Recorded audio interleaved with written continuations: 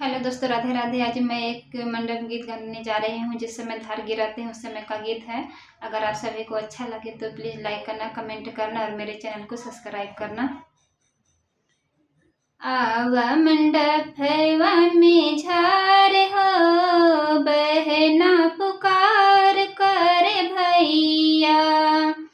आवा मंडप हैवा में झार हो, बहना पुकार करे भैया। आवा तो आवा भैया, धर ली आवा। आवा तो आवा भैया, धर ली आवा। धरिया गिरावा लगातार हो, बहना पुकार करे भैया।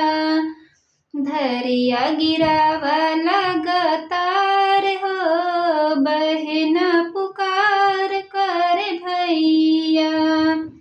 आवा मंडप हैवा में झार हो, बहना पुकार करे भैया।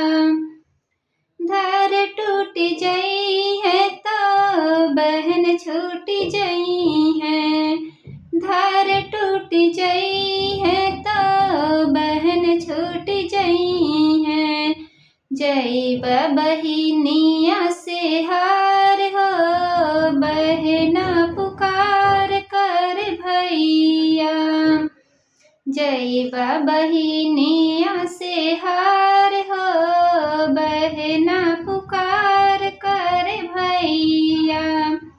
आवा मंडप हैवा में झार हो, बहना पुकार कर भैया।